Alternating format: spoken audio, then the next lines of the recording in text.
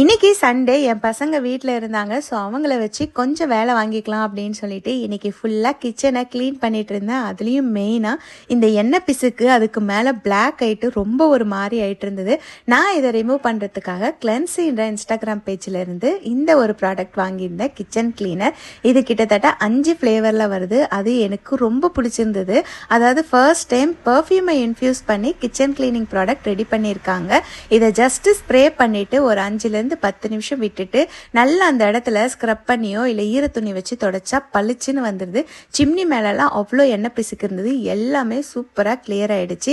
இந்த ப்ராடக்ட் உங்களுக்கும் வேணும்னா கீழே லிங்க்னு கமெண்ட் பண்ணுங்க, நான் உங்களுக்கு லிங்க் சென்ட் பண்ணுறேன். ஒரு சில கிச்சன் ப்ராடக்ட் வந்து நமக்கு மூக்குக்கு நெடி ஏறும். இது அந்த நெடியெலாம் எதுவுமே இல்லாமல் ரொம்ப ஸ்மூத்தாக இருக்குது. கண்டிப்பாக இதை ட்ரை பண்ணி பாருங்கள். என்னுடைய கூப்பன் கோட் கீழே கொடுக்குறேன்.